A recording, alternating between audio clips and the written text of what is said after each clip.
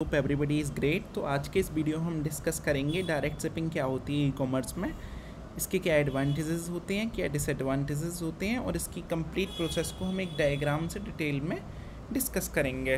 तो guys start करते हैं। सबसे पहले हम इसकी बेसिक डेफिनेशन देखते हैं कि डायरेक्ट शिपिंग क्या होती है।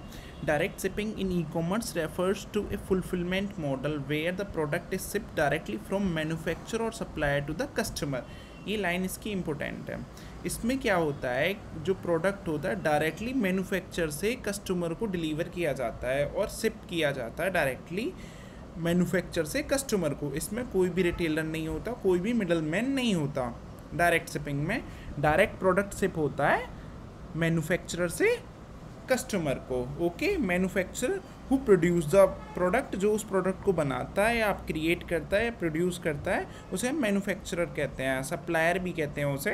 तो इसमें बेसिकली हम रिटेलर को, जिसे हम मिडिल मैन भी कहते हैं, हम बाईपास कर देते हैं। ओके, तो ये डायरेक्ट शिपिंग है ई कॉमर्स में। इसे एक और डेफिनेशन से अंडरस्टैंड करने की कोशिश करते हैं। Direct shipping in e-commerce can be defined as a process where the product is shipped directly from manufacturer or supplier to the customer. Direct shipping e-commerce में एक प्रोसेस होती है जिसके थ्रू जो प्रोडक्ट होता है डायरेक्टली मैन्युफैक्चर से, जिसे हम सप्लायर भी कहते हैं, डायरेक्टली कस्टमर को शिप किया जाता है। ओके, विदाउट इन्वॉल्विंग ए मिडिलमैन और रिटेलर, विदाउट मिडिलमैन को और या रिटेलर को इन्वॉल्व किए। Okay, it bypass the traditional distribution channel and allow businesses to send product straight from source to customer doorstep. ये businesses को allow करता है कि अपने प्रोडक्ट को डायरेक्टली कस्टमर के पास भेज सकते हैं, उनके डोर स्टेप तक, विदाउट किसी you can say traditional distribution channel का यूज़ किए बिना।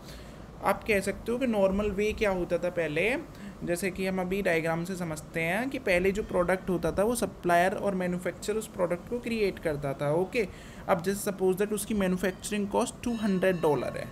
ओके, देन वो प्रोडक्ट जो ट्रेडिशनल वे में पहले मिडिलमैन या रिटेलर के पास जाता था, तो वो अपना कुछ प्रॉफिट रखता था, जैसे $50 उसने प्रॉफिट रख लिया और उसे $250 में कस्टमर को सेल कर दिया।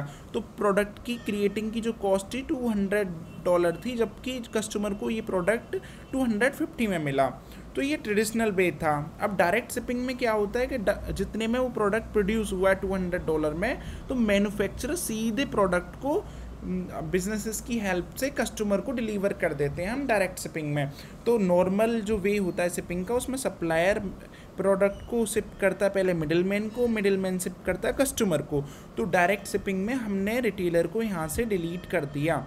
रिटेलर का इसमें कोई रोल नहीं होता है, सप्लायर डायरेक्टली अपने प्रोडक्ट को कस्टमर को शिप कर देता है। तो I hope everybody got an idea about what is direct shipping. तो इसके हम एडवांटेजेस के बारे में डिस्कस करते हैं। फर्स्टली ये कॉस्ट इफेक्टिव है। कॉस्ट इफेक्टिव क्यों? कि जैसे कि आपने अभी देखा, इसमें से रिटेलर और मिडिलमैन को एलिमिनेट कर दिया गया, तो इससे हमारी कॉस्ट रिड्यूस हो गई। ओके, और पैकेजिंग की कॉस्ट और स्टोरेज की कॉस्ट, ये सब ये रिड्यूस हो जाती है। इसमें पैकेजिंग की कोई रिक्वायरमेंट नहीं होती, क्योंकि अपनी कोई कस्टमाइज पैकेजिंग नहीं करनी पड़ती, इसलिए डिपेंड करता है बिजनेसेस पे। Okay, and time efficient. अब ये जो प्रोडक्ट था वो डायरेक्टली सप्लायर से कस्टमर की पास शिप होगा, तो इससे क्या रिटेलर के पास पहुंचने में उसे जो टाइम लगता था वो रिड्यूस होगा, जिससे ये टाइम एफिशिएंट है। By shipping product directly from manufacturer supplier to the customer, the order fulfilment process is streamlined, leading to faster delivery times and improved customer satisfaction, जिससे कि कस्टमर सेटिस्फैक्शन इम्प्रूव होता है और जो डिलीवरी टाइम है वो fast होता है। Wide product selection. Direct shipping enables e-commerce businesses to offer a broader range of products, since they can rely on their supplier inventory without the need for physical storage space. तो इसमें क्या होता है, जो बड़े businesses होते हैं जिनके, तो वो directly broad range of product रख सकते हैं, जिससे सप्लायर जो होता है वो डायरेक्टली उनकी नीड को फुलफिल कर देता है। Okay, reduce risk of stock out. इसमें रिटेलर या मिडिलमैन होते नहीं हैं, तो उससे क्या होता है कि सप्लायर के पास पूरा एक डेटा होता है कि मेरे पास कितने प्रोडक्ट का क्या कलेक्शन है, कितने प्रोडक्ट्स हैं। तो इसके अकॉर्डिंग जो रिस्क होता है कि प्रोडक्ट्स सभी सेल ना हो जाएं, तो उसमें इन्वेंट्री को मैनेज करने में इसमें काफ़ी आसानी होती है।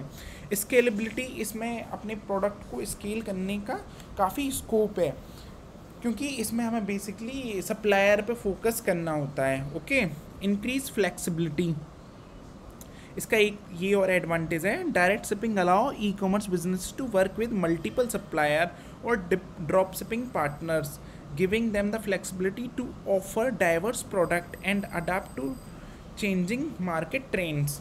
तो बेसिकली ये काफ़ी फ्लेक्सिबल है, ये ई कॉमर्स बिजनेस को मल्टीपल सप्लायर के साथ वर्क करने के लिए अलाउ करता है। ओके, ऐसा नहीं है कि एक बिजनेस एक सप्लायर के साथ वर्क कर सकता है, एक बिजनेस मल्टीपल सप्लायर के साथ वर्क कर सकता है इसमें, और diverse product, multiple variety of product इसमें प्रोवाइड किए जा सकते हैं, जैसे कि मार्केट चेंज के अकॉर्डिंग जो भी नया प्रोडक्ट आएगा वो प्रोवाइड किया जा सकता है। तो अब इसके हम कुछ डिसएडवांटेजेस के बारे में डिस्कस करते हैं। Limited control over shipping and fulfilment, shipping के ऊपर बिजनेसेस का कम कंट्रोल होता है, ये एक इसका मेजर डिसएडवांटेज है। Potential for shipping error and delayed, जैसा कि नॉर्मल है कोई भी प्रोसेस होता है तो उसमें एरर आ सकती हैं, तो शिपिंग में एरर आती हैं इसमें। लेक ऑफ ब्रांडिंग अपॉर्चुनिटीज़, इसमें ब्रांडिंग अपॉर्चुनिटीज़ की काफ़ी कमी होती है, क्योंकि डायरेक्ट सप्लायर से कस्टमर को प्रोडक्ट पास होता है। Higher shipping cost for individual order, किसी प्रोडक्ट की कॉस्ट अगर डायरेक्टली हम सप्लायर से बाई करते हैं तो काफ़ी बढ़ जाती है। Okay, dependency on supplier inventory and reliability, तो इसमें जो टोटल डिपेंडेंसी होती है वो सप्लायर की इन्वेंट्री के ऊपर होती है। ओके, क्योंकि डायरेक्टली हमारा जो प्रोडक्ट है वो सप्लायर से कस्टमर को जाता है। Difficulty in handling return and exchange, basically इसमें कोई रिटेलर तो होता नहीं है, तो रिटर्न करने में और एक्सचेंज करने में प्रोडक्ट को काफ़ी प्रॉब्लम फेस होती हैं कस्टमर को। Potential for quality control issue, इसमें क्वालिटी कंट्रोल इश्यूज़ की भी कुछ एरर आती है, बिकॉज यू कैन कंसीडर अगर प्रोडक्ट डायरेक्टली विदाउट रिटेलर के कस्टमर को पास जाता है तो उसमें क्वालिटीज़ के इशू आ सकते हैं। लिमिटेड कस्टमाइजेशन ऑप्शंस, बेसिकली क्या कस्टमाइजेशंस के जो ऑप्शंस होते हैं वो लिमिटेड होते हैं इसमें। ओके, तो गाइज़ ये इसके डिसएडवांटेज थे, तो इसमें हमने एडवांटेजेस भी पढ़े, डायरेक्ट शिपिंग और नॉर्मल वे को भी कंपेयर किया।